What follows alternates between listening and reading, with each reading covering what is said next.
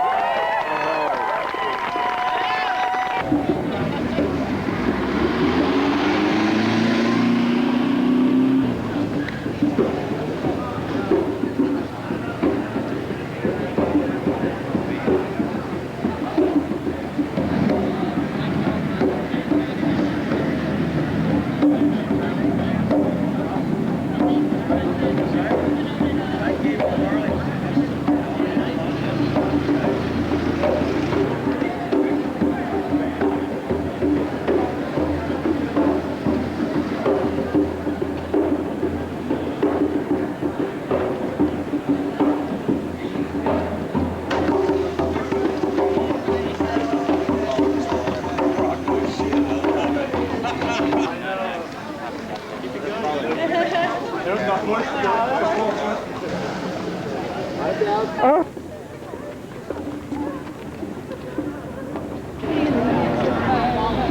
I'll take it too. I'll take one time.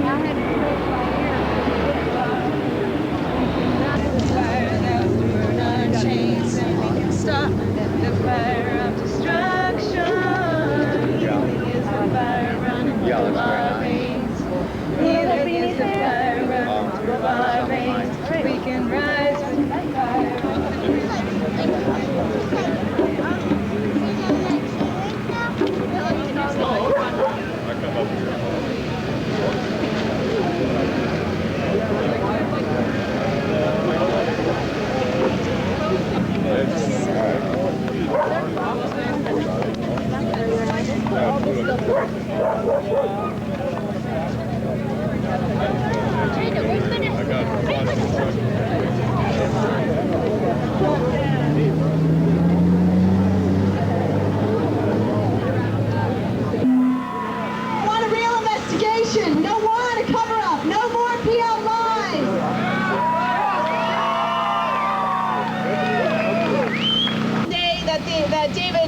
Chain was killed, Pacific Lumber came out with a press release calling it a tragic accident.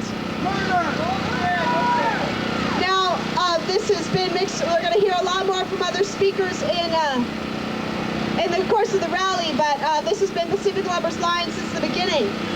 Well, today, on the front page of the Press Democrat, Mike Janella, who should know better, said that based on a lawyer's statement, now we are conceding that David Gypsy Chain's death was an accident. And I will tell you right now, David Chain's death was no accident.